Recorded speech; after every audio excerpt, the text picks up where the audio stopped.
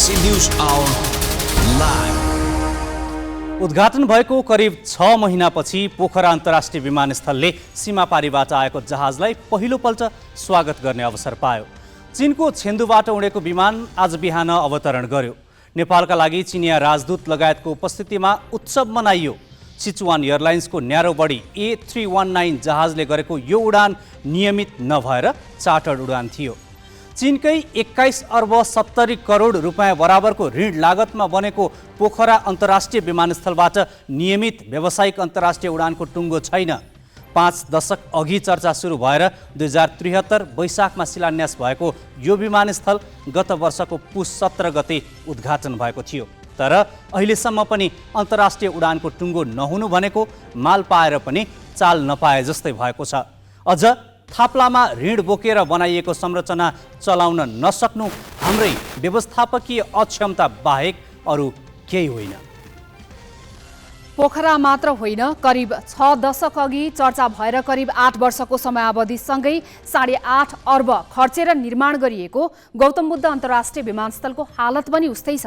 उद्घाटन भएको 1 वर्ष पुरा भइसक्दा पनि गौतम बुद्ध विमानस्थलबाट समेत अन्तर्राष्ट्रिय रूपमा व्यावसायिक उडान पूर्ण क्षमतामा हुन सकिरहेको छैन।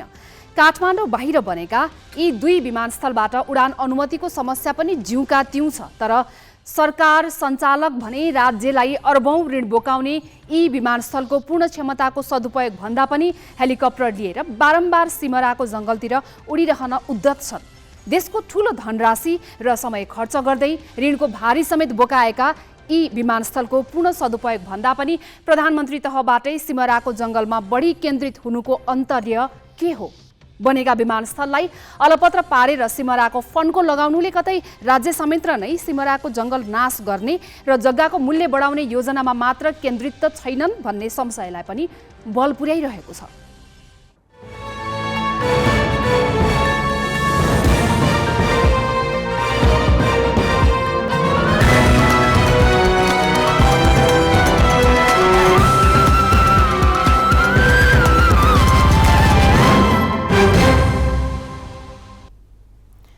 नमस्कार, यो हो गैलेक्सी न्यूज आवर। अब हेडलाइंस।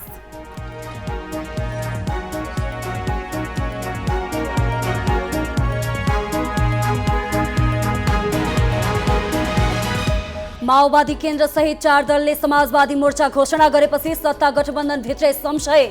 गठबन्धनको नेता प्रधानमन्त्रीले नै उपगठबन्धन बनाएको कांग्रेसको आरोप। गठबन्धन भित्र आलोचना र असन्तुष्टि बढेपछि सरकार बजेट संशोधन गर्ने तयारीमा। बजेट संशोधन भए सरकार ढल्छ भनेर कहीँ नलेखिएको प्रवक्ता शर्माको टिप्पणी। कम्पनीका कमजोर सूचक लुकाउँदै आइपिओबाट 3 अर्ब रुपैयाँ उठाउने घोराई सिमेन्टको दाउ। क्रेडिट रेटिङदेखि शेयर निष्कासनको अनुमतिसम्मै शङ्कास्पद। 43 करोडको आवेदन फर्जी। पोखरामा पहिलो अन्तर्राष्ट्रिय व्यावसायिक जहाज अवतरण। चीनको छेन्दुबाट सिचुवान एयरलाइन्सको न्यारो बडीले ल्यायो 135 यात्रु। नियमित उडान भने अनिश्चित। र साफ च्याम्पियनसिपमा नेपालको फितलो सुरुवात। कुवेतसँग 3-1 गोल अन्तरले पराजित। दोस्रो खेलमा शनिबार भारतको सामना गर्ने।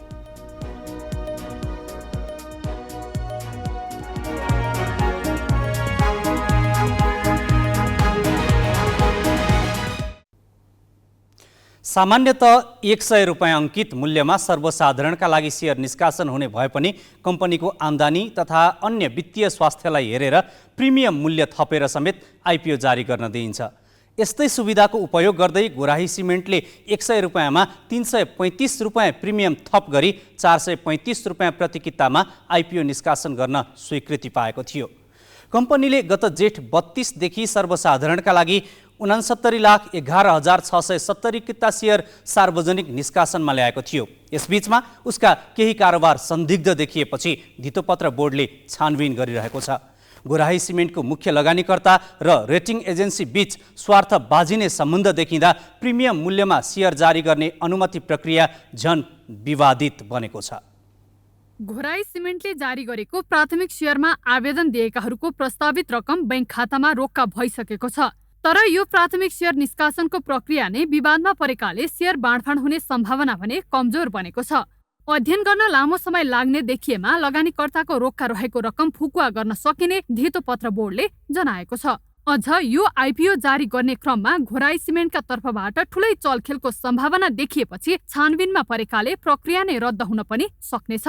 एक त प्राथमिक सेयर निष्कासन गर्नु अघि गरिने रेटिङमै बदमासी गरेको पाइएको छ, किनभने यस कम्पनीको प्राथमिक सेयर रेटिङ गर्न केयर रेटिङ नेपाललाई दिएको र त्यही घोराई सिमेन्टकै प्रवर्तकहरूको प्रत्यक्ष स्वार्थ जोडिएको कम्पनी रहेको देखिएको छ। बोर्डले गत जेठ 30 गते नै केयर रेटिङलाई स्पष्टीकरण सोधिसकेको छ। 3 दिनभित्र जवाफ पठाउन बोर्डले पत्राचार गरे पनि त्यसको अटेरी गरेपछि बोर्डले प्राथमिक सेयर निष्कासन प्रक्रियामै हस्तक्षेप गरेको छ। असार 14 सम्म आवेदन दिन सक्ने गरी म्याद थपिए पनि बोर्डले त्यो प्रक्रिया रोकिदिएको छ। अझ सेयर आवेदन दिने क्रममा 12 जनाले आफ्नो बैंक खातामा रकम नभए पनि प्रति व्यक्ति 10 लाखको दरमा आवेदन दिएको भेटिएपछि घोराई सिमेन्टको आइपिओ निष्कासन प्रक्रिया थप शंकास्पद बनेको छ। आइपिओमा बढी आवेदन परेको देखाउन कम्पनीकै तर्फबाट यस्तो भएको हुन सक्ने बोर्डको आशंका छ। यस विषयमा संसदको अर्थ समितिमा समेत प्रश्न उठेपछि धितोपत्र बोर्डका अध्यक्ष रमेश हमालले जवाफ दिनु परेको थियो। कम्पनीको सेयरमा आकर्षण देखाउन 43 करोडसम्मको फर्जी आवेदन दिएको बोर्डको प्रारम्भिक अनुसन्धानले देखाएको अध्यक्ष हमालको भनाइ छ। जब त्यहाँ चाहिँ आर्टिफिसियल रूपमा ओभर सब्सक्राइब गर्न खोजेको, जनतालाई झुक्याउन खोजेको 12वटा ट्रान्ज्याक्सन चाहिँ 10 लाख किता भनेको एकजना व्यक्तिले 43 करोड 50 लाख बराबरको फेक ट्रान्जेक्सन गराएर घोराई सिमेन्टमा जनताको आकर्षण बढी छ भनेर देखाउन खोजिएको जुन गुनासो तुरुन्तै आएपछि हामी पुरै सिनियर लिडरसिप टिम हामी चाहिँ 5 घण्टा कन्टिन्युअस हामी बाहिर नगइकन मिटिङमा बसेर हामीले उपयुक्त निर्णय पुग्यौँ र जनताको लगानी संरक्षण गर्नलाई। किनभने जनताको त्यति पैसाहरू जो त क्वालिफाइड भएको जनता पनि छन्, अन्डरराइटिङ एजेन्सीले चाहिँ कुनै पनि वित्तीय विवरण नहेरिकन त्यसको चाहिँ भ्यालिडिटीलाई नहेरिकन त्यसमा चाहिँ एउटा सबै चेक एन्ड ब्यालेन्स नगरिकन अन्डरराइटिङ गर्दाखेरि जनताहरू चाहिँ अप्ठ्यारो पर्न सक्छन् र नियमनकारी निकायमा लग्यो भने भगवान हुँदैन, व्यक्ति नै हुन्छन्। कम्पनीले सामूहिक लगानी कोष, उद्योग प्रभावित क्षेत्रका स्थानीय बासिन्दा र वैदेशिक रोजगारीमा रहेका नेपालीलाई खुला गरेको सेयर समेत बिक्री भएको थिएन। तर सर्वसाधारणको लागि जारी गरेको सेयरमा माग भन्दा बढी आवेदन परेको थियो। बढी आवेदन परिसक्दा पनि आवेदन दिन म्याद थपिनु अर्को शंकास्पद कडी थियो। सेयर खाताहरूको व्यवस्थापन गर्ने संस्था सीडीएस एन्ड क्लियरिङका अनुसार सर्वसाधारणलाई सेयर आवेदन खुला गरिएको सुरुको दिनदेखि नै धेरै आवेदन अस्वीकृत भइरहेको भए पनि शंकास्पद मानिएको थिएन। तर कम्पनीले यस्तो अस्वीकृत दर बढ्ने अनुमानमा सेयर जारी मिति बढाएर असार 14 गतेसम्म पुर्याएपछि भने आशंका गरिएको थियो। यस्ता झुटा आवेदन दिने 12 जनाले मात्रै 10 लाखका दरले 1 करोड 20 लाख रुपैयाँसम्मको आवेदन दिएको पाइएको छ। तर सुरुवाती चरणबाटै निगरानी गर्नुपर्ने सरकारवाला निकायले अन्तिम समयमा मात्र आफ्नो उपस्थिति देखाउनु पनि अस्वाभाविक रहेको जानकारहरू बताउँछन्।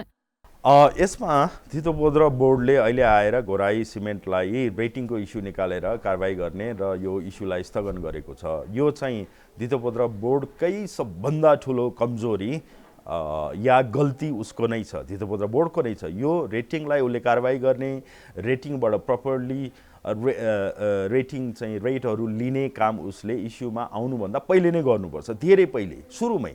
जब घोराईले यसमा एप्लिकेसन फाइल गर्छ आइपिओको लागि त्यो बेलामा नै हुनुपर्ने थियो। अहिले आएर इस्यु बन्द अलमोस्ट बन्द भइसकेको अवस्थामा आएर धितोपत्र बोर्डले रेटिङको कुरा उठाएको छ। यो ऊ आफैमा ठुलो चाहिँ कमजोरी छ। त्यसले गर्दाखेरि यो रेटिङको कुरा फाइनल भएपछि मात्रै धितोपत्र बोर्डले पब्लिकमा जाने अनुमति दिनुपर्छ। धितोपत्र बोर्डकै गतिविधि शंकास्पद छ। कम्पनीले गत जेठ 32 गते सर्वसाधारणका लागि 69,11,670 किता सेयर सार्वजनिक निष्कासनमा ल्याएको थियो। झुटा विवरणका आधारमा अंकित मूल्य 100 रुपैयाँमा 335 प्रिमियम थप गरी 435 रुपैयाँका दरले 3 अर्ब भन्दा बढी रकम सर्वसाधारण लगानीकर्ताबाट उठाउने यस कम्पनीका सञ्चालकको दाउमा तत्काललाई धक्का लागेको छ। तर यति कमजोर धरातल र शंकास्पद गतिविधि भएको कम्पनीले महँगोमा सेयर निष्कासनको अनुमति नै कसरी पायो भन्ने प्रश्न स्वयं धितोपत्र बोर्डको भूमिकातिर फर्किन्छ। क्यामेरामा साधुराम लामिछाने र रिकेश सिंहका साथमा सृष्टि पराजुली, ग्यालेक्सी फोके, काठमाडौँ। पछिल्लो समय चरम घाटामा रहेका र स्पष्ट वित्तीय विवरण नदेखाएका कम्पनीले पनि सेयर निष्कासन गर्ने र स्वार्थ समूहसँगको मिलेमतोमा उच्च प्रिमियम मूल्य राख्ने अभ्यास बढेको छ। स्वार्थ समूहलाई पोस्ने गरी नीतिगत चलखेल भइरहेका छन्। यसले लगानीकर्तामा पुँजी बजारप्रतिको विश्वास गुम्दै जाने जोखिम बढेको छ। नियामक निकायकै कारण पुँजी बजार कसरी प्रदूषित बन्दैछ त? केही दृष्टान्त हेरौँ। नेपाल धितोपत्र बोर्डले हालै रिपब्लिक मिडियाको सेयर सर्वसाधारणलाई बिक्री गर्न अनुमति दिएकामा पनि सार्वजनिक रूपमै प्रश्न उठेको छ। 2076 चैतमा लकडाउन भएदेखि कर्मचारीलाई नियमित तलब खुवाउन नसकेको, कयौं कर्मचारीले 7-8 महिनाको तलबकै माया मारेर जागिर छोडेको, बैंकको किस्ता तिर्न नसक्दा बैंकले सार्वजनिक सूचना निकालेको र कर कार्यालयको बारम्बारको तागेताका बावजुद कर बक्यौता नतिरेको कम्पनीले कसरी सेयर निष्कासनको अनुमति पायो? यसमा धितोपत्र बोर्डका पदाधिकारीको भूमिकामा प्रश्न उठेको छ। कम्पनीको सेयर प्रिमियम निर्धारण गर्दा संस्थापक, लगानीकर्ता, नियामक, रेटिङ एजेन्सी, अन्डर राइटिङ गर्ने कर्मचारीहरूबीच मिलेमतो हुने गरेको त सर्वोत्तम सिमेन्टको सेयर प्रिमियम निर्धारण प्रकरणमै पुष्टि भइसकेको छ। उक्त प्रकरणमा दोषी देखिएपछि धितोपत्र बोर्डका तत्कालीन अध्यक्ष भीष्मराज ढुङ्गानाले पदबाट राजीनामा दिनु परेको थियो। ढुङ्गानाले छोरी रेबिका ढुङ्गानाको नाममा र नेपाल स्टक एक्सचेन्जका अध्यक्ष चन्द्रसिंह साउदले श्रीमती सुशीला कुमारी बोहराका नाममा गरी 11,912 किता सेयर लिएको पाइएको थियो। बुक बिल्डिङ भनिने विधिबाट सर्वोत्तम सिमेन्टले चुक्ता पुँजीको 15% बराबर हुने 60 लाख साधारण सेयर जारी गर्ने तयारी गरेको थियो। प्रति किता 750 रुपैयाँ सेयर मूल्य प्रस्ताव गरेको थियो। नियामक निकाय र ट्रेडिङ प्लेटफर्मका सिइओका परिवारले प्राप्त गरेको विवरण बाहिरिएपछि त्यो प्रक्रिया त रोकियो, तर पुँजी बजारको नियामकमाथि लागेको दाग अझै मेटाउन सकेको देखिँदैन। घोराही सिमेन्टको आइपिओ प्रकरणमा देखिएको विकृति यसैको दृष्टान्त हो, जुन कम्पनीका कर्मचारीले नियमित तलब पाउन आन्दोलन गर्नु परेको छ। विद्युत प्राधिकरणलाई 1.25 अर्ब रुपैयाँ भन्दा बढी महसुल तिरेको छैन। गत मङ्सिरदेखि बैंकको किस्ता अनियमित छ। त्यही कम्पनीलाई प्रति किता 100 रुपैयाँ अङ्कित मूल्यको सेयर 435 रुपैयाँ बिक्रीका लागि धितोपत्र बोर्डले कसरी अनुमति दियो? यो आश्चर्यजनक मात्रै छैन, रहस्यमय पनि छ। त्यसो त सेयर बजारमा उतार चढाव ल्याउने गरी छिटो छिटो हुने नीतिगत परिवर्तनका पछाडि पनि स्वार्थ समूहको चलखेलमा हाम्रा नियामक निकाय प्रयोग भएका हुन् कि भनेर आशंका गर्ने पर्याप्त ठाउँ छ। सेयर धितो राखेर बजार मूल्यको कति प्रतिशतसम्म कर्जा दिन पाउने भन्नेमै बारम्बार विवाद भइरहन्छ। कहिले 80% कर्जा दिन पाउने भनिन्छ, कहिले मूल्यको 50% झार्ने निर्णयका पछाडि केवल मौद्रिक तरलता व्यवस्थापनको उद्देश्य मात्र छ भनेर मान्न सकिँदैन। यस्तै सेयर धितोको कर्जाको जोखिम भार कहिले 100% बनाउने त कहिले 150%सम्म पुर्याइन्छ। सेयर कारोबारमा तिर्ने पुँजीगत लाभकरको विषय यस्तै अस्थिर र विवादित बनाउने गरिएको छ। धितोपत्र बोर्ड मात्र नभई केन्द्रीय बैंकदेखि अर्थ मन्त्रालयसम्मै चलखेलका मैदान बनेका छन्। प्रिमियम लिएर होस् या अङ्कित मूल्यमै आइपिओ जारी गर्दा होस्, अर्को जोखिमको पक्ष व्यावसायिक समूहहरूको भूमिका हो। एउटै प्रवर्धक समूहले बैंकदेखि बिमा कम्पनी, जलविद्युतदेखि होटलसम्म खोलेका छन्। सेयर निष्कासन तथा बिक्री प्रबन्धक पनि तिनैका छन्। सेयर ब्रोकरदेखि रेटिङ कम्पनीमा तिनीहरूकै हाली मुहाली छ। हुँदा अब नयाँ स्टक एक्सचेन्ज कम्पनी नै खोल्न लागि परेका छन्। यस्तोमा हाम्रो पुँजी बजारमा स्वस्थ व्यावसायिक अभ्यास हुने सम्भावना साँघुरिँदै गएको छ। अझ धितोपत्र बोर्डले प्रिमियम मूल्यमा सेयर निष्कासनका लागि कम्तीमा 3 आर्थिक वर्ष लगातार नाफामा हुनुपर्ने व्यवस्था फेरेर त्यसको स्थानमा 1 अर्ब रुपैयाँ भन्दा बढी पुँजी भएका कम्पनीले 1 आर्थिक वर्षमा मात्र नाफा कमाएको देखाएर पुग्ने बनाउँदैछ। यसबाट आइपिओका नाममा लगानीकर्तालाई फसाउने र समग्र पुँजी बजारकै विश्वसनीयता माटोमा मिलाउने प्रवृत्तिमा टेवा पुग्नेछ। अब केही न्युज संक्षेपमा। सरकारले साइबर क्राइम र ब्याङ्किङ कसुरका मुद्दामा जिल्ला अदालतहरूलाई नै सुरु कारबाही र किनारा लगाउने अधिकार दिएको छ। मङ्गलबार बसेको मन्त्री परिषदको बैठकले साइबर क्राइम र ब्याङ्किङ कसुरका मुद्दामा समेत जिल्ला अदालतको क्षेत्राधिकार राख्ने निर्णय गरेको हो। मन्त्री परिषदको निर्णय सुनाउँदै सरकारका प्रवक्ता रेखा शर्माले सरकारले साइबर अपराध र ब्याङ्किङ कसुरका मुद्दामा जिल्ला अदालतहरूलाई नै सुरु कारबाही र किनारा लगाउने अधिकार दिएको बताइन्। त्यस्तै सरकारले नेपाल चीन सिमानाको तातोपानी झाङ्गो स्थित सीमा चिन्ह 53(1) लाई यथास्थानमा संयुक्त रूपमा पुनः स्थापना स्थापनाका लागि टोली गठन गर्ने धुर्मुस सुन्तले फाउन्डेसनले गिरानचौर एकीकृत नमुना बस्ती पुनर्निर्माण तथा पर्यटन प्रवर्धन परियोजनाको स्वामित्वमा रहेको घर जग्गा हस्तान्तरण गर्दा असुल गर्नुपर्ने अग्रिम करलाई छुट दिने निर्णय गरेको छ। बेलायत सरकारसँग द्विपक्षीय श्रम सम्झौता कार्यान्वयन कार्ययोजना स्वीकृत गर्ने निर्णय समेत सरकारले गरेको छ।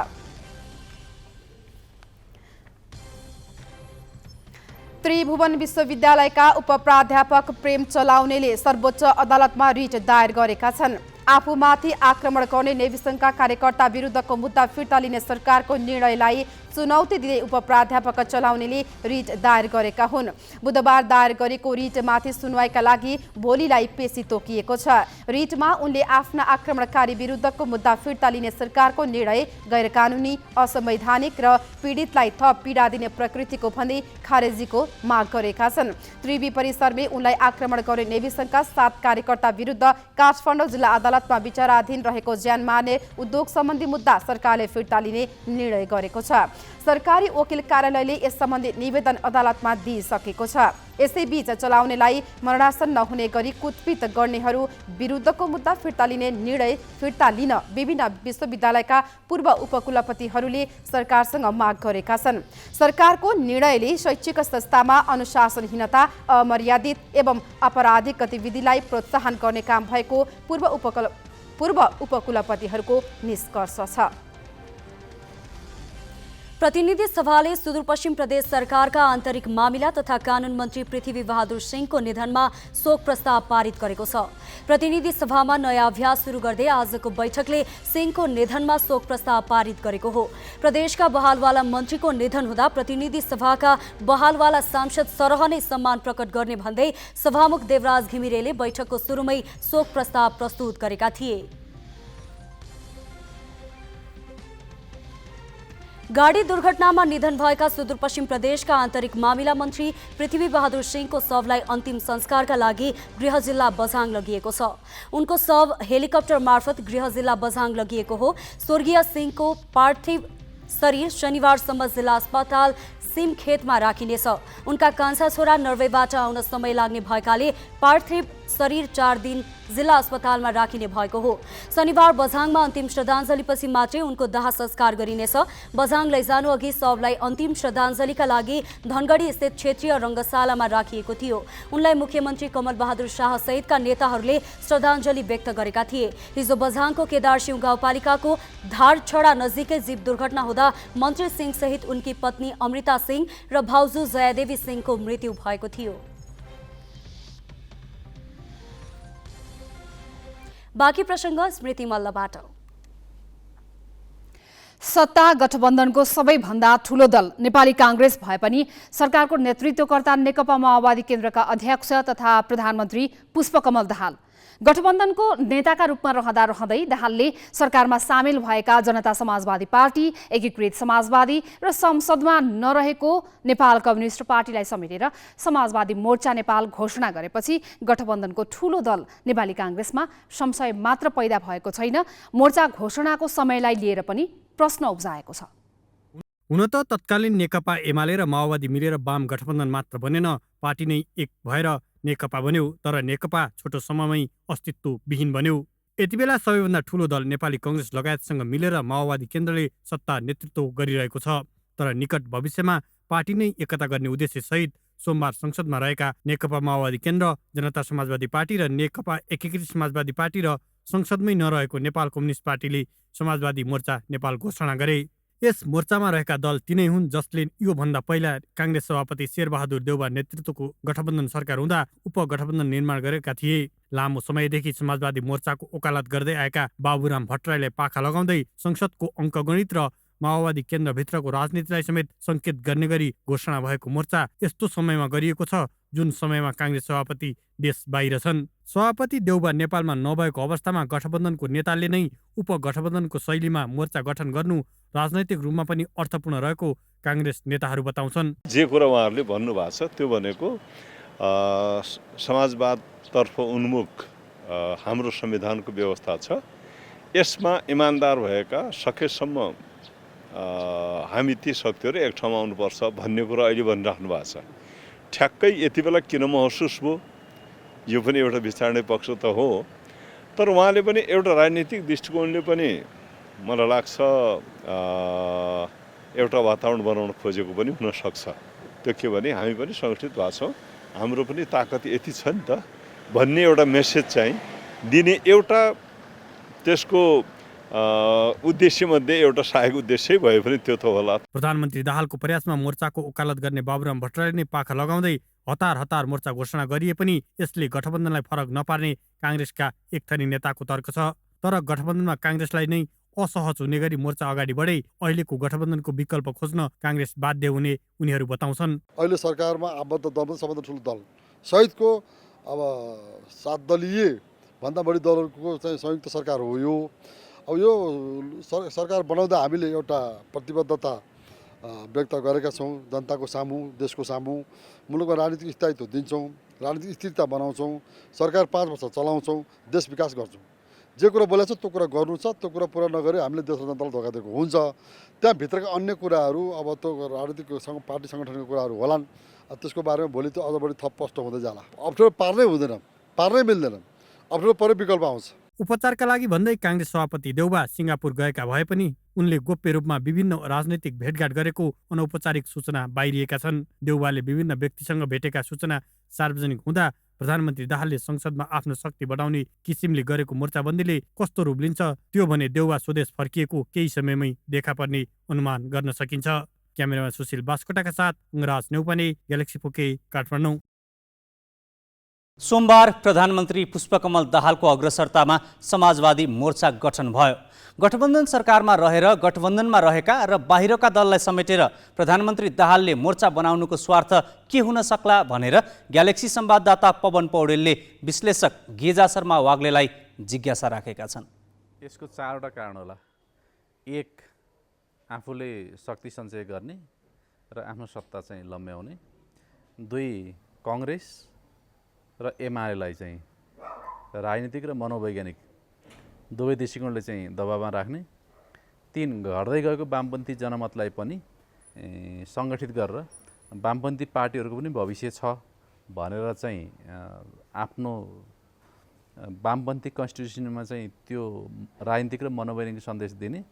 र 4थो चाहिँ के भन्दा भविष्यमा हुनसक्ने सत्ता समीकरणमा समेत दृष्टिगत गरेर मोर्चाको भूमिका निर्णायक बनाउने दृष्टिकोणले चाहिँ यी 4वटा कारणले गर्दा उनले चाहिँ अहिले हतारिएर र अस्वाभाविक रूपमा चाहिँ अनावश्यक रूपमा चाहिँ मोर्चा गठन गर्न अभिप्रेरित भएको देखिन्छ।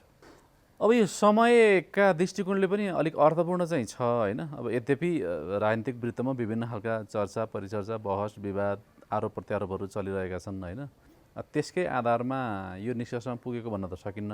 तथापि अहिले चाहिँ बलियो गठबन्धनको प्रधानमन्त्री भइरहेको समयमा गठबन्धनभित्र पनि अर्को मोर्चा बनाएको पृष्ठभूमिमा विश्लेषण गर्दा प्रधानमन्त्री पुष्पकमल प्रचण्ड राजनीतिक मनोवैज्ञानिक र प्राविधिक र गणितीय सबै दृष्टिकोणले असुरक्षित भएको र आफ्नो सत्तालाई सुरक्षित गरेर आफ्नो भविष्यलाई समेत राजनीतिक भविष्यलाई समेत सुनिश्चित गर्ने दृष्टिकोणले चाहिँ अहिले चाहिँ अप्रत्याशित रूपमा यो खालको मोर्चाको घोषणा गरेको देखिन्छ।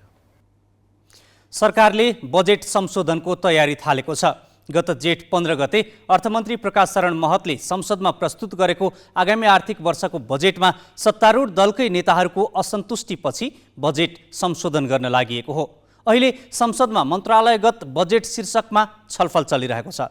कतिपयले बजेट संशोधन गरे सरकार नै ढल्ने तर्क गरिरहँदा प्रधानमन्त्री पुष्पकमल दाहाल नै बजेट संशोधन गर्नुपर्ने निष्कर्षमा पुगेका हुन्। के कस्तो भाषा प्रयोग गर्ने भन्ने विषयमा उचित निकास खोज्न पनि प्रधानमन्त्री दाहालले अर्थमन्त्री लगायतको टिमलाई भनिसकेका छन्। बुधबार मन्त्री परिषदका निर्णय सार्वजनिक गर्ने क्रममा सरकारका प्रवक्ता एवं सञ्चार तथा सूचना प्रविधि मन्त्री रेखा शर्माले सञ्चारकर्मीको प्रश्नमा प्रतिक्रिया दिँदै बजेट संशोधन हुँदैमा सरकार नढल्ने र यस्तो कुरा कहीँ पनि नलेखिएको जिकिर गरिन्। बजेटको विषय के हो त भन्नुहुन्छ भने यो यस्तो हुन्छ, पहिले पनि भएको थियो। पहिले एउटै पार्टी नेकपा हुँदा पनि अनि त्यति बेलाका अर्थमन्त्रीले बजेट पेश संसदमा गर्दाखेरिमा एउटै पार्टीभित्रका सांसदहरूले कसरी प्रस्तुत भएको थियो संसदमा त्यो हामी सबैलाई थाहा छ, हामी कसरी प्रस्तुत थाहा छ, तर त्यो सल्टिन्छ। र अहिले पनि भएको के हो भन्नुहुन्छ भने बजेटमा सम्भवतः सबैका धेरैका असन्तुष्टि छन्। होइन। एउटा त हाम्रो सीमाले पनि हो, हामीसँग पैसा कम भयो, हाम्रा अवस्था धेरै भयो, त्यो कारणले पनि हो। अरू कैयन कुराहरू अहिले असन्तुलन भयो भन्ने प्रश्नहरू पनि छन् र त्यसका निम्ति एउटा छलफल पनि भइरहेको पनि छ र यसलाई अगाडि अलिकति मिलाएरै जानुपर्छ भन्ने विषयमा छलफल एउटा शीर्ष तहमा पनि भइराखेकै विषय हो, त्यो बाहिर आइराखेकै छ। र अर्को कुरा जहाँसम्म अब बजेट संशोधन हुनु भनेकै सरकार असफल हुनु हो भन्ने ढङ्गको यो परम्परागत बुझाइ हो। त्यो परम्परागत बुझाइ किन हो भने पहिला एकचोटि कति सबैलाई सम्झना बाबुराम भट्टराई प्रधानमन्त्री हुनुहुँदाखेरि संशोधन भएको छ त्यो बेलामा। त्यसकारण बजेट बरु यो के हो भने जुन परम्परागत प्रणाली छ यो प्रणालीको विषयमा छलफल गरौँ, सोचौँ भनेर त हाम्रो सम्मान्य प्रधानमन्त्रीज्यू नै संसदमा बोल्नु भएको छ र हामी सबैको सहमति गर्न सक्यौँ भने यिनी विषय अपरिवर्तनीय, कमा फुलस्टप पनि परिवर्तन हुँदैन भन्ने जस्ता जुन विषयहरू छन् त्यो विषयले के अर्थ दिन्छ भन्नुहुन्छ भने संसदमा छलफलको कुनै अर्थ छैन, सांसदका भावनाको अर्थ छैन भन्ने पनि एउटा जुन म्यासेज गइरहेको छ त्यो राम्रो कुरा होइन। र यसलाई कसरी गर्ने त भन्ने विषयमा अहिलेसम्म हामी परम्परा धानिरहेका छौँ, परम्परामा चलेका छौँ र जसले भन्नुभयो, जो बोल्नुभयो उहाँले पनि परम्परा बोल्नुभयो, हिजोको प्र्याक्टिस बोल्नुभयो होइन। तर त्यस्तो विषय कुनै नियम कानुनमा बजेटमा संशोधन भयो भने सरकार ढल्नपर्छ भने काहीँ कानुनी व्यवस्था भएको जस्तो मलाई लाग्दैन। त्यस कारणले गर्दाखेरिमा संशोधन हुँदा पनि त्यो सम्हालेरै जान्छ र संशोधन नहुने स्थितिमा पनि सम्हालेरै जान्छ। त्यसकारण त्यसमा धेरै चिन्ता गर्नुपर्ने विषय मैले देखेको छैन। यसलाई फेरि धेरै हामी असाध्यै धेरै संसदीय परम्परागत अवस्थामा पनि हामी छैनौँ। हाम्रो यहाँको संसदीय व्यवस्था, हाम्रो संसद अलिक फरक पनि हो, संसारको भन्दा फरक पनि छ। त्यसकारण हामी आवश्यकता पर्यो त्यो खालले गर्नुपर्ने स्थिति बन्यो भने संशोधन गरेर पनि जान सक्छौँ, होइन त्यसमा अरू कुनै ढङ्गले मिल्ने स्थिति बन्यो भने मिल्न पनि सक्ने कुरा हो। त्यसकारण यसलाई दुईटै ढङ्गले एउटा संशोधन हुन्छ कि हुन्न भन्ने हुँदा पनि राम्रो हुन्छ, फरक पर्दैन। अर्को कुरा भएन भने पनि फेरि यो गइहाल्छ कि सिद्धिहाल्छ कि भन्ने कुरा पनि गलत हो भन्ने म यो राख्न चाहन्छु। अमेरिकी राष्ट्रपति जो बाइडेनले चिनिया राष्ट्रपति सी जिनपिङलाई तानाशाहको संज्ञा दिएका छन्। क्यालिफोर्नियामा आयोजित एक कार्यक्रममा राष्ट्रपति बाइडेनले सीलाई तानाशाह भनेका हुन्। राष्ट्रपति बाइडेनले अमेरिकाले चिनिया जासुसी बेलुन गोली हानेर खसालेपछि सी निकै रिसाएको पनि बताए। दुई देश बीचको तनाव कम गर्ने उद्देश्यले बेजिङमा विदेश मन्त्री एन्टोनी ब्लिङ्केनले सीलाई भेटेको एक दिनपछि बाइडेनको यस्तो टिप्पणी आएको हो। ब्लिङ्केनले बेजिङ भ्रमणले दुई देश बीच बिग्रिएको सम्बन्ध सुधारका लागि मार्ग प्रशस्त गरेको बताइएको थियो। चीनले भने बाइडेनको भनाई अप्रत्याशित र उत्तेजक भएको प्रतिक्रिया दिएको छ। चिनिया विदेश मन्त्रालयका प्रवक्ता माओ निङले बाइडेनको टिप्पणी अत्यन्तै गैर जिम्मेवार भएको बताइन्। बाइडेनको टिप्पणीले तथ्य कूटनीतिक मर्यादाको गम्भीर उल्लङ्घन गरेको चीनको ठहर छ। होन्डुरसको एकमात्र महिला कारागारमा हिंसा भड्किँदा कम्तीमा 41 कैदीबन्दीको मृत्यु भएको छ। 7 जना घाइते भएका छन्। राजधानी टेगुसिगाल्पाबाट 50 किलोमिटर उत्तर पश्चिममा रहेको तामाराको कारागारमा भएको हिंसात्मक झडपमा मृत्यु हुने अधिकांश महिला जलेको अवस्थामा फेला परेका छन्। केही कैदीको गोली र छुरा प्रहारबाट मृत्यु भएको राष्ट्रिय प्रहरी अनुसन्धान एजेन्सीका प्रवक्ता युरी मोरालाई उद्धृत गर्दै अन्तर्राष्ट्रिय सञ्चार माध्यमले जनाएका छन्। गोली र चक्कु प्रहारबाट घाइते भएका 7 जना महिला कैदीको स्थानीय अस्पतालमा उपचार भइरहेको छ। घटनामा 18 गिरोहको कैदीको संलग्नता रहेको आशंका गरिएको छ। यस गिरोहले होन्डुरसको अधिकांश कारागारमा आफ्नो पकड कायम गरेको छ। कारागारभित्र आफ्नै नियम लागू गर्नेदेखि अवैध सामान बेच्ने धन्दा गिरोहले चलाउँदै आइरहेको छ। राष्ट्रपति जियोमारा क्यास्ट्रोले सुरक्षा अधिकारीको सहमतिमै यो घटना भएको बताएका छन्। उनले घटना लगत्तै ट्विट गर्दै आफूले कठोर निर्णय लिने उल्लेख गरेका छन्।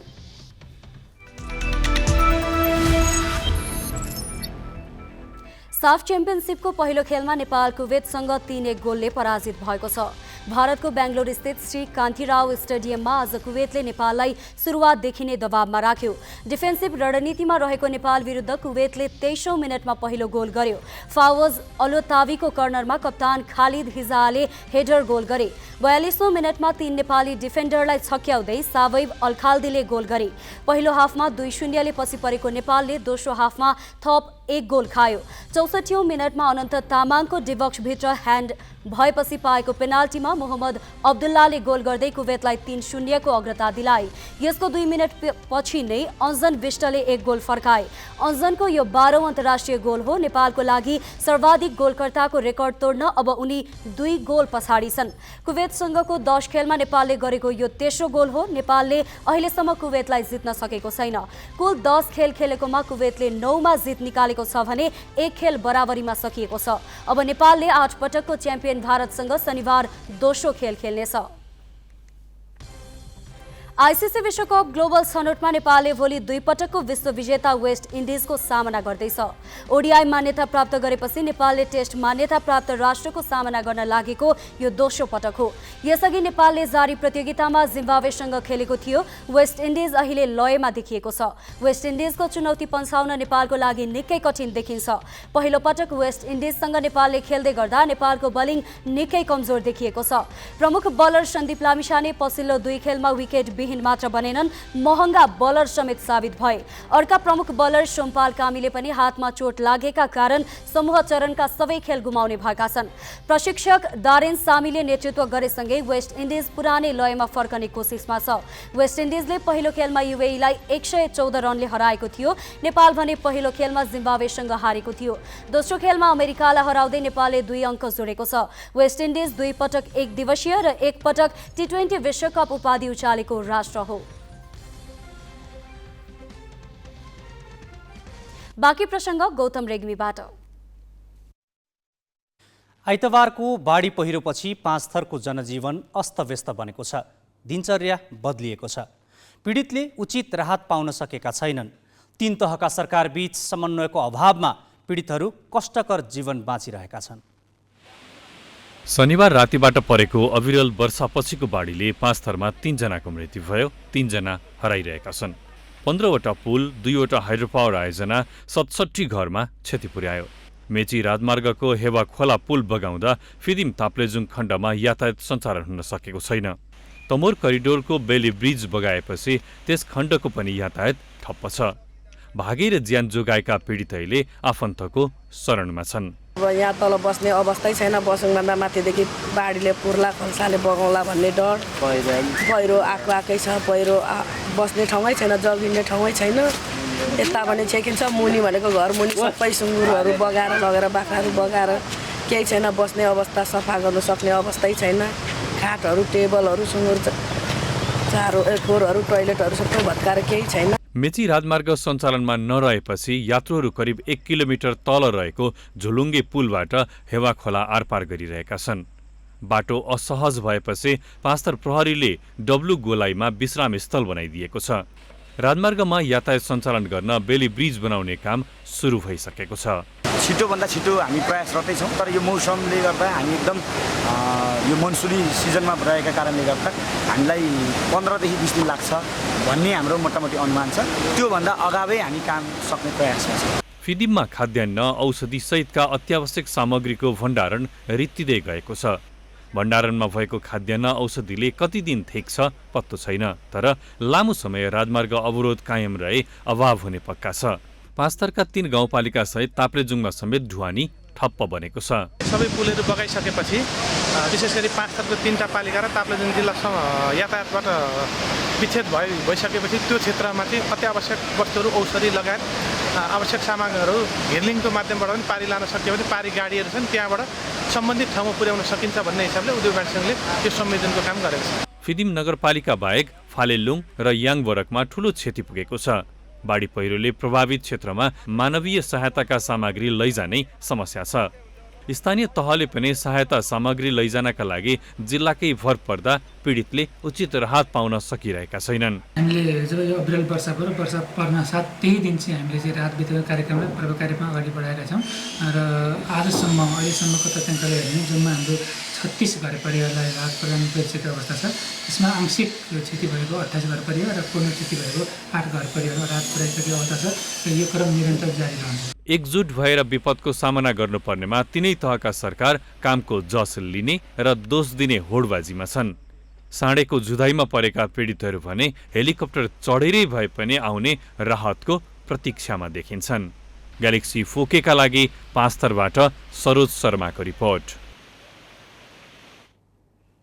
नेपाल नागरिक उड्डयन प्राधिकरणले काठमाडौँको सिनामङ्गलमा बनाइरहेको भवनलाई लिएर प्राधिकरण र काठमाडौँ महानगरपालिका खुला द्वन्द्वमा उत्रिएका छन्। महानगरपालिकाले भवनको वैधतामा प्रश्न उठाउँदै त्यस वरपर लगाइएका तारजाली हटाइदिएको छ भने प्राधिकरणले उड्डयन जस्तो संवेदनशील क्षेत्रमा महानगरले अनधिकृत हस्तक्षेप गरेको भन्दै उल्टै महानगर प्रमुख बालेन्द्र शाह लगायतका पदाधिकारीलाई स्पष्टीकरण सोधेको छ। एकअर्कालाई आरोपित गर्न लागि परेका दुई निकायको द्वन्द्वको अवतरण कहाँ गएर हुन्छ, अहिलेसम्म कुनै सङ्केतसम्म देखा परेको छैन। नागरिक उड्डयन प्राधिकरण र काठमाडौँ महानगरपालिका बीच पछिल्लो समय देखिएको विवादको विषय भने यही पछाडिको भवन हो। प्राधिकरणले 2071 सालमा निर्माण सुरुवात गरेको यो भवन अझैसम्म निर्माण सम्पन्न भइसकेको छैन, तर अन्तिम अवस्थामा रहेको प्राधिकरणले बताएको छ। तर यतिन्जेलसम्म यो भवनको आधिकारिक रूपमा नक्सा पास गरेको भन्ने छैन। यही विषयलाई लिएर पटक पटक तागेता गरेको काठमाडौँ महानगरपालिकालाई भने प्राधिकरणले स्पष्टीकरण मात्रै सोधेको छैन, स्वयं महानगर प्रमुख बालेन्द्र शाहलाई जरिवाना समेत तोकिसकेको छ। गत जेठ 24 गते काठमाडौँ महानगरपालिका 9 सिनामङ्गलमा बन्दै गरेको नेपाल नागरिक उड्डयन प्राधिकरणको बहुतले भवनबारे महानगरले चासो राखेको थियो। 30 रोपनीभन्दा बढी क्षेत्रफलमा फैलिएको भीमकाय संरचना नक्सा पास बिनै बनिरहेको थाहा पाएपछि शहरी व्यवस्थापन विभागका प्रमुख सुरज साक्यले प्राधिकरणलाई पत्र काटेका थिए। सूचना जेठ 3 गते नै राष्ट्रिय दैनिक पत्रिकामा छापिसकेपछि उक्त पत्र काटेको तर पनि प्राधिकरणले अटेरी गरिरहेको महानगरको भनाइ छ। महानगरकै भनाइमा उक्त भवनको वातावरणीय प्रभाव मूल्याङ्कन समेत गरिएको छैन। उड्डयनका काममा नभई नहुने भएकाले यी संरचना बनाइएको पनि होइन भन्ने देखिन्छ, किनभने बन्दै गरेको भवनका 2 तला भाडामा लगाइसकिएको छ। 2071 सालदेखि बनाउन सुरु गरिएको उक्त भवनबारे महानगरले चासो राख्न थालेपछि प्राधिकरणले थप जमिनमा तारजाली लगाउने काम गर्यो। महानगर प्रहरीले अवैध भवन रहेको जमिनको केही दूरीमा बनेका त्यस्ता संरचना हटाएको थियो भने प्राधिकरणलाई नक्सा पास प्रक्रियामा जान पनि भनेको थियो। तर प्राधिकरणले महानगरको सुझाव अनुरूप भवन आचार संहिता अनुरूपको वैधानिक प्रक्रिया पुर्याउनुको साटो महानगर प्रमुख बालेन्द्र शाहसहित वडा नम्बर 9 का वडाध्यक्ष रामजी भण्डारी र महानगर प्रहरी प्रमुख राजुनाथ पाण्डेलाई उल्टै स्पष्टीकरण सोधेपछि विवाद झन चर्किएको छ। भवन आफैमा वैधानिक कि अवैधानिक भन्ने कुराहरू अब प्रश्न उठिसक्यो, किनभने फिल्डबुकमा कुनै कसैको नाम रहेको पायो र चाहिँ भगाधिकार कुनै संस्थासँग आबद्ध भएको पायो र त्यसको साथसाथै सार्वजनिक जग्गामा पार्क बनाउँदै खोज्दाखेरि पार्क बनाउन नदिनुको लागि चाहिँ तार जारीहरू राख्न थाल्यो। ती काम गर्नुहुन्न भनेर चाहिँ महानगरका नगर प्रहरीहरू, वडा अध्यक्षहरू र महानगरको नेतृत्व लागि पर्दाखेरि चाहिँ तिनीहरूमाथि नै जाइ लाग्नु कतिको राम्रो होला। त्यही कारणले गर्दाखेरि नियमभन्दा विपरीत भएका संरचनाहरूको चाहिँ विपरीत लागेर त्यसलाई चाहिँ नियमसँग बनाउन खोजिएको अहिले काठमाडौँ महानगरपालिका हो। त्यस कारणले गर्दाखेरि अहिले लागिएका कुनै पनि मुद्दाहरू महानगरमाथि छैनन्, आफैमाथि छन् भन्ने कुराहरू समयले प्रमाणित गरिन्छ भन्ने कुरा चाहिँ भन्न चाहन्छु। करिब 2 अर्ब रुपैयाँ खर्चेर बनाइएको उक्त भवनको नक्सा 9 वर्षसम्ममा पनि पास नहुनुमा महानगर र प्राधिकरण बीच एक अर्कामाथि दोषारोपण चलिरहेको छ। महानगरले प्राधिकरण नक्सा पासको प्रक्रियामै नआएको दावी गरिरहँदा प्राधिकरणले भने 2079 माघ 9 गते महानगरलाई नक्सा पासका लागि सहयोग गर्न पत्राचार गरेको र पछिल्लो पटक असार 1 गते पुनः पत्राचार गरेको बताएको छ। भवन बनेको क्षेत्र हाम्रै जग्गा हो, नेपाल नागरिक प्राधिकरणकै स्वामित्वमा रहेको जग्गा हो। त्यस भवनको चाहिँ निर्माण प्रक्रिया प्रारम्भ चाहिँ विक्रमसम्म 2071 सालको पुस 16 गते शिलान्यास भएर 71 सालदेखि नै निर्माणको प्रारम्भ भएको हो। हामीले नक्सा पास नगर्ने भन्ने पनि होइन, हामी नक्सा पास गर्ने चरणमै छौँ। हामीले काठमाडौँ महानगरपालिकालाई 79 साल माघको 9 गते एउटा पत्र पठाएका छौँ। त्यसमा त्यो बिल्डिङको त्यो निर्माणाधीन भवनको हामी नक्सा पास गर्छौँ। त्यसमा लाग्ने दस्तुरहरू के छ, किनभने ऐनमा चाहिँ नलाग्ने भन्ने व्यवस्था छ। नक्सा पास गर्दा लाग्ने शुल्क चाहिँ तिर्नुपर्ने, तर अरू यो भूमि कर, मालपोत कर चाहिँ नलाग्ने, सम्पत्ति कर नलाग्ने भन्ने व्यवस्था छ। र यस सम्बन्धमा चाहिँ हामीलाई के छ स्पष्ट धारणा उपलब्ध गराइदियो भनेर महानगरलाई हामीले पत्र लेखेको छ। त्यसको जवाफ चाहिँ आजसम्म आएको अवस्था छैन। त्यसो त प्राधिकरणले महानगरपालिकाका गतिविधि उड्डयन क्षेत्रको संवेदनशीलतामा असर पुग्ने खालका रहेको दावी गर्दै महानगर प्रमुखसहित 3 पदाधिकारीलाई कारबाहीको प्रयास स्वरूप स्पष्टीकरण सोधेको छ। तर महानगरपालिकाले विमानस्थल क्षेत्र बाहिर नक्सा पास बिनै बनेको अवैध संरचनामा बल प्रयोग गर्नु आफ्नो क्षेत्राधिकार भित्रैको काम रहेको र प्राधिकरणको ऐन आकर्षित नहुने तर्क गरेको छ। बरु प्राधिकरणले प्रतिशोध साध्न कानुनको गलत प्रयोग गरेको महानगरपालिकाको ठम्याइ छ। यसरी राज्यकै दुई संरचना एक अर्का विरुद्ध आरोप प्रत्यारोप र बल प्रयोगमा उत्रिएपछि यसको अन्त्य कहाँ पुगेर हुने हो प्रतीक्षाको विषय बनेको छ। क्यामेरामा भास्कर भट्टाचार्य र सबिन महर्जनका साथमा मिलन बुढाथोकी, ग्यालेक्सी फोके, काठमाडौँ।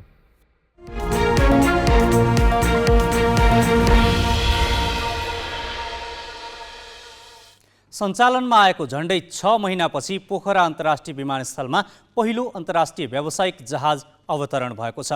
चीनको छेन्दुबाट आएको सिचुवान एयरलाइन्सको न्यारो बडी A319 जहाज पहिलो पटक पोखरा अन्तर्राष्ट्रिय विमानस्थलमा अवतरण गरेको हो। शुक्रबार र शनिबार पोखरामा आयोजना हुने नेपाल चाइना ड्रागन बोट रेस फेस्टिभलमा सहभागी हुन खेलाडी सहितका यात्रु लिएर सिचुवान एयरलाइन्सको न्यारो बडी विमान बिहान पोखरा अन्तर्राष्ट्रिय विमानस्थलमा अवतरण गरेको हो।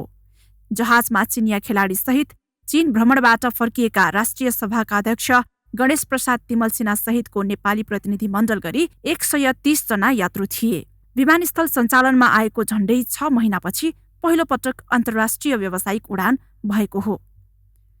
त्रिभुवन अन्तर्राष्ट्रिय विमानस्थल सञ्चालनमा आएको 7 दशकपछि गत वर्ष जेठमा भैरहवाबाट दोस्रो अन्तर्राष्ट्रिय विमानस्थल सञ्चालनमा आएको थियो। त्यसको 7 महिनापछि अङ्ग्रेजी नयाँ वर्षको अवसर पारेर गत पुस 17 गते पोखरामा तेस्रो अन्तर्राष्ट्रिय विमानस्थल सञ्चालनमा ल्याइएको हो। सञ्चालनमा आए यता विमानस्थलबाट कुनै पनि अन्तर्राष्ट्रिय उडान हुन सकेको थिएन। विमानस्थल सञ्चालनमा आउँदा निकै खुसी देखिएका पोखरेली जनता अन्तर्राष्ट्रिय उडान हुन नसक्दा भने निराश थिए। अन्तर्राष्ट्रिय उडान अवतरणमा प्राविधिक हिसाबले पोखरा विमानस्थल तयारी अवस्थामा छ। अहिले भुटानको ड्रुक एयर, कतारको कतार एयरवेज, कुवेतको जजिरा एयरलाइन्स र नेपालको हिमालयन एयरलाइन्सले नियमित उडानका लागि व्यावसायिक सम्भाव्यताको अध्ययन गरिरहेका छन्। यो बिजनेस हो, बिजनेस एनालिसिस गरिरहेको अवस्था छ। टेक्निकल कुराहरू सबै टेस्टेड छन्, क्यालिब्रेटेड छन्, जसले काम गर्न सक्छन् भन्ने कुरा यसले पनि देखिसकेको छ र पहिला पनि हामी टेस्ट गरेर सबै नर्मल छ भनेकै हो। र अब त्यसको लागि ड्रुकले सँगै अरू जजिराले, इभन कतारले, हिमालयले सबैले चाहिँ बिजनेस एनालिसिस गरिरहेका छन्। बुद्धले त आफ्नो बिजनेस एनालिसिस इन्डियाको गरेर आफ्नो प्रपोजल सहित अब ओभरअल गर्नुपर्ने फर्मालिटी कम्प्लिट गरेर इन्डियालाई दिइसकेको छ। त्यो अहिलेसम्म विचाराधीन छ, त्यो रिजेक्ट भएर अथवा एक्सेप्ट गरेर आइसकेको अवस्था छैन। त्यो भएपछि इन्डियाका विभिन्न सिटीमा पनि यसको कनेक्सन हुन्छ भन्ने हामीले आशा गरेका छौँ। पोखरामा ठूलो सङ्ख्यामा आन्तरिक र बाह्य पर्यटक बाह्रैकाल पुग्छन्। विमानस्थलबाट नियमित रूपमा अन्तर्राष्ट्रिय उडान हुन सकेमा यो सङ्ख्या अझै थपिनेछ। पोखरामा 700 भन्दा बढी होटलमा 40,000 कोठा छन्। पोखरालाई ट्रान्जिट बनाउने पर्यटकको उद्देश्य हिमालपारिका जिल्ला मनाङ, मुस्ताङका हिमश्रृङ्खला अवलोकनदेखि चर्चित पर्यटकीय पदमार्ग अन्नपूर्ण सर्किटमा यात्रा गर्नेसम्मको हुन्छ। यसलाई बढाउन पनि विमानस्थलबाट नियमित अन्तर्राष्ट्रिय उडान अवतरण अनिवार्य छ। पोखरा विमानस्थलबाट अन्तर्राष्ट्रिय उडान अवतरण नियमित बनाउन सके सरकारी तवरबाटै पहलका लागि ढिलाइ गर्न नहुने व्यवसायीको भनाइ छ। अब चाहिँ ढिलाइ नगरिकन सरकारलाई हामी पोखराका पर्यटन व्यवसायीको तर्फबाट र गण्डकी प्रदेश समग्र गण्डकी प्रदेशकै तर्फबाट चाहिँ हाम्रो जोरदार माग के हुन्छ भने अब यो जुन पर्यटनलाई चलायमान गराउनको लागि कोभिडबाट सुस्ताएको पर्यटनलाई चलायमान गराउनको लागि पोखराको अन्तर्राष्ट्रिय विमानस्थल छिटोभन्दा छिटो चाहिँ सुचारू गर्नुपर्छ, अन्तर्राष्ट्रिय फ्लाइटहरू सुचारू गर्नुपर्छ। यसको लागि नितान्त सरकारले कहाँनिर कूटनीतिक पहल गरेर हुन्छ, ढिलाइ नगरिकन चाहिँ कूटनीतिक पहलबाट नै उडान सुचारू गर्नुपर्छ। अबको दिनहरूमा यहाँबाट अन्तर्राष्ट्रिय विमान सुचारू रूपमा सञ्चालन गर्ने अबको केन्द्रदेखि नेपाल सरकारको दायित्वभित्र पर्छ। सरकारको तर्फबाट यो पहल हुनेछ र यो आजको चार्टर फ्लाइट मात्रै होइन, अब केही समयभित्रै चीन र इन्डियाका विभिन्न सहरहरूबाट पोखरामा नियमित उडानहरू सञ्चालन हुनेछन् भन्ने हामीले विश्वास लिएका छौँ र त्यो खालको व्यवस्था गराउनको लागि नेपाल सरकारको गम्भीर ध्यानाकर्षण होस् भन्ने पनि हाम्रो कामना छ। चाइनाबाट मात्र नभएर अरू सेक्टरहरूबाट, अरू इन्टरनेसनल सेक्टरहरूबाट पनि, भारतबाट पनि र अरू ठाउँबाट पनि यहाँ चाहिँ एयरलाइन्सहरू अवतरण हुनुपर्छ, अन्तर्राष्ट्रिय रूपमा एयरलाइन्स यहाँ आउनुपर्छ भन्ने हाम्रो जोरदार माग हो र यसलाई चाहिँ निरन्तरता दिनुपर्छ र पोखरेलीहरूको मात्र यो सपना होइन, यो देशकै सपना हो। विमानस्थल निर्माणमा 22 अर्ब रुपैयाँ खर्च भइसकेको छ। सरकारले चीनको एक्जिम बैंकसँग महँगो ब्याजदरमा ऋण लिएर आयोजना निर्माण गरेको हो। चिनिया बैंकलाई वार्षिक 2% ब्याज बुझाउनुपर्छ। सञ्चालनमा आएको 6 महिनासम्म कुनै पनि अन्तर्राष्ट्रिय उडान हुन नसक्नु र अहिले पनि अन्तर्राष्ट्रिय उडान हुने बारे अन्योल नै रहँदा विमानस्थलले सञ्चालन खर्च नै धान्न नसक्ने त होइन भन्ने प्रश्न पनि उठ्न थालेको छ। ग्यालेक्सी 4K का लागि पोखराबाट बिन्दु परियारको रिपोर्ट। काठमाडौँ महानगरपालिकाका प्रमुख बालेन्द्र शाहले महानगरभित्रका निर्वाचन क्षेत्रको प्रतिनिधित्व गर्ने सांसदहरूले पूर्व सहमति नलिई योजना छनौट गरे कार्यान्वयन नगर्ने बताएका छन्। बुधबार राष्ट्रिय सभागृहमा आर्थिक वर्ष 2080-81 को नीति तथा कार्यक्रम प्रस्तुत गर्दै शाहले प्रतिनिधि सभा र प्रदेशसभा सदस्यले निर्वाचन क्षेत्रको योजना छनौट गर्दा महानगरसँग अनुमति लिनुपर्ने अडान सार्वजनिक गरेका हुन्। काठमाडौँ जिल्लामा प्रतिनिधि सभाका 10 र प्रदेश सभाका 20 वटा निर्वाचन क्षेत्र छन्। तीमध्ये 9 वटा प्रतिनिधि सभाका र 12 वटा प्रदेश सभाका निर्वाचन क्षेत्र काठमाडौँ महानगरपालिका भित्र छन्। प्रतिनिधि सभा सदस्यले आफ्नो निर्वाचन क्षेत्रमा 5 करोड रुपैयाँ बजेट बराबरका योजना छनौट गर्न पाउने गरी संसदीय बजेट विनियोजन गरिएको थियो। संघीय सरकारले प्रतिनिधि सभा सदस्यले छनौट गरेका योजना कार्यान्वयन गर्दछ। यस्तै प्रदेश सरकारले प्रदेश सभा सदस्यले छनौट गरेका योजना कार्यान्वयन गर्छ। यसअघि महानगर प्रमुख शाहले संसदीय क्षेत्र पूर्वाधार विकास कार्यक्रमका लागि सरकारले 5 करोड विनियोजन गरेपछि सांसदहरू वडा अध्यक्षको तहमा आएको भनी टिप्पणी गरेका थिए। आर्थिक वर्ष 2080-81 को नीति तथा कार्यक्रम प्रस्तुत गर्दै मेयर शाहले निर्वाचन क्षेत्रको प्रतिनिधित्व गर्ने सांसदहरूले पूर्व सहमति नलिई योजना छनौट गरे कार्यान्वयन नगर्ने अडान सार्वजनिक गरेका छन्। सङ्घ तथा प्रदेशबाट प्राप्त हुने संसदीय क्षेत्र पूर्वाधार विकास कार्यक्रम महानगरपालिकाको पूर्व सहमति एवं समन्वय बिना छनौट भएका योजना तथा कार्यक्रम कार्यान्वयन नगरिने व्यवस्था गरिनेछ। महानगरको नीति तथा कार्यक्रममा फोहोरको दिगो व्यवस्थापन, अत्यावश्यक सेवालाई 16 घण्टासम्म प्रवाह गर्ने, महानगरभित्र वार्षिक 1 लाख रुख रोप्ने र 3 वर्षभित्र सम्पन्न गर्ने गरी 10 वटा गौरवका योजना सञ्चालन गर्ने लक्ष्य राखिएको छ।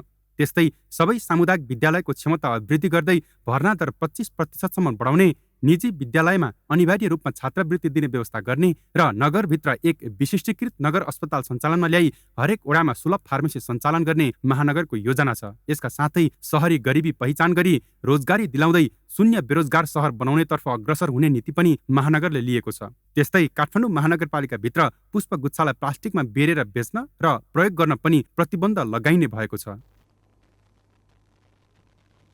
9औं अन्तर्राष्ट्रिय योग दिवस आज नेपालमा पनि विभिन्न कार्यक्रम गरी मनाइएको छ। अन्तर्राष्ट्रिय योग दिवस हरेक वर्ष जुन 21 का दिन योग साधना र विभिन्न कार्यक्रम गरी मनाउने गरिएको छ। संयुक्त राष्ट्रसङ्घको 69औं महासभाले सन् 2014 गरेको निर्णय अनुसार सन् 2015 जुन 21 देखि अन्तर्राष्ट्रिय योग दिवस विश्वभर मनाउन थालिएको हो।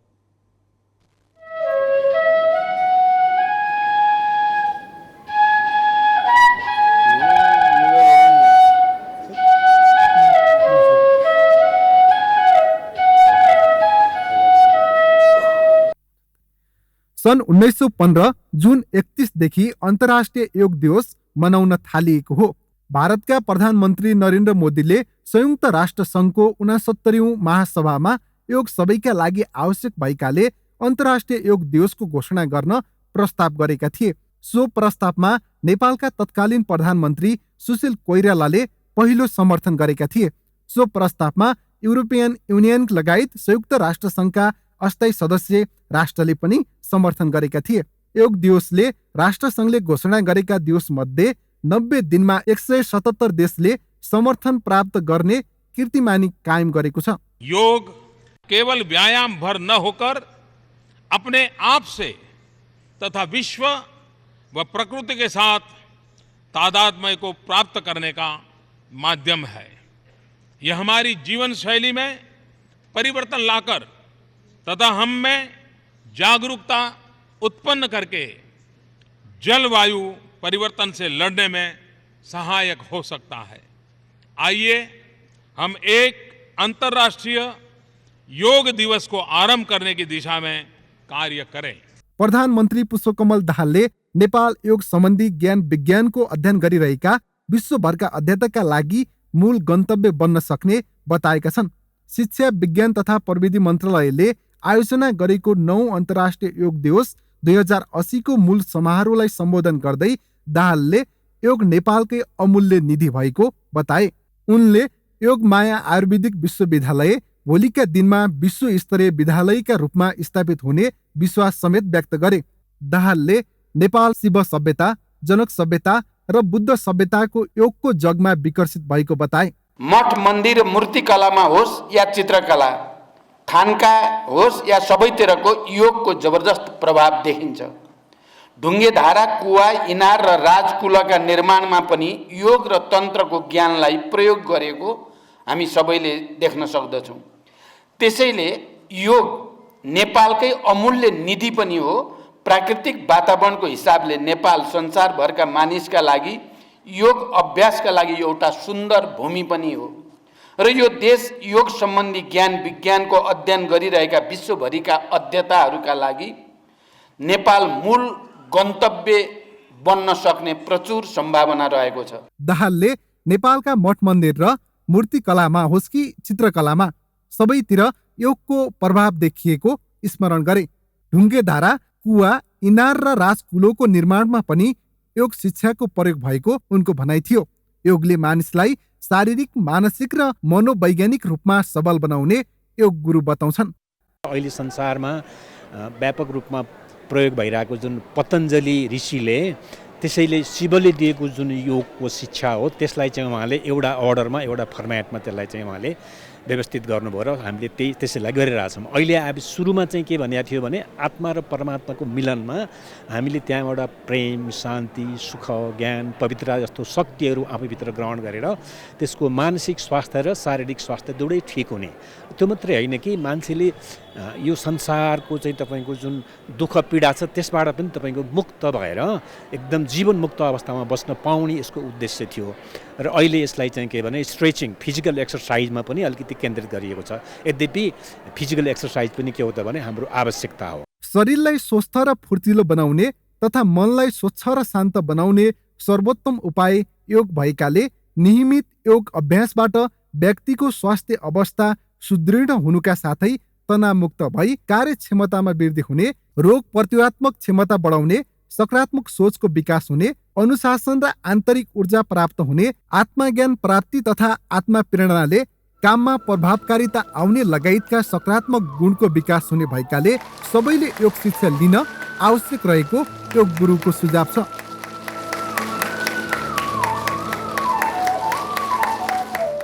पछिल्लो समय धेरै जसो मानिसमा मानसिक समस्या बढ्दै गएकाले तनावमुक्त, रोगमुक्त, आघातमुक्त हुन सबैले योग शिक्षा लिनु आवश्यक देखिन्छ। क्यामेरामा साधुराम लामेछानेका साथ गोविन्द कोर, ग्यालेक्सी फोके, काठमाडौँ। हामी ग्यालेक्सी न्युज आवरको अन्त्यमा छौँ। जाँदै हेडलाइन्स।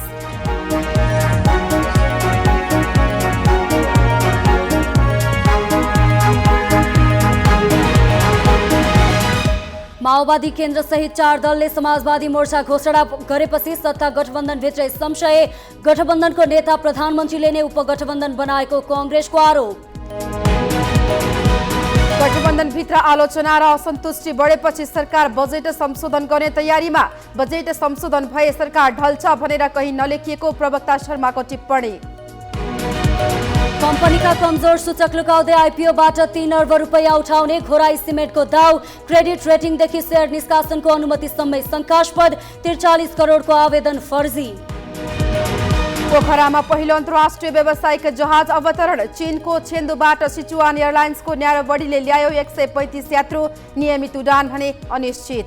र साफ च्याम्पियनसिपमा नेपालको फितलो सुरुवात, कुवेतसँग 3-1 गोल अन्तरले पराजित, दोस्रो खेलमा शनिबार भारतको सामना गर्ने।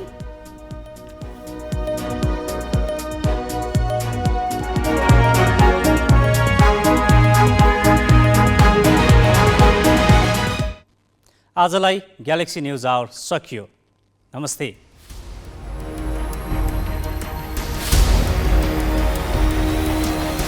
This is Galaxy News Hour Live.